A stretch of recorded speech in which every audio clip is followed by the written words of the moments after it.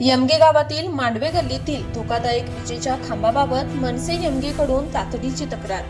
यमगे येथील मांडवे गल्लीमधील पूर्णपणे वाकलेला व अत्यंत धोकादायक अवस्थेतील विजेचा खांब तात्काळ हटवून नवीन खांब बसवावा अशी तक्रार महाराष्ट्र नवनिर्माण सेना यमगे यांच्या वतीने ग्रामपंचायत यमगे येथील ग्रामसेवकांकडे करण्यात आली। सदर खांबावरून अनेक घरांच्या सर्व्हिस वायर जात असून तो कधीही कोसळून जीवितहानी अथवा वित्तहानी होण्याची शक्यता व्यक्त करण्यात आली। याबाबत यापूर्वीही तक्रार करून दुर्लक्ष झाल्याचा आरोप करत भविष्यात कोणतीही दुर्घटना घडल्यास त्यास ग्रामपंचायत प्रशासन व ग्रामसेवक जबाबदार राहतील असा इशाराही मनसेकडून देण्यात आला।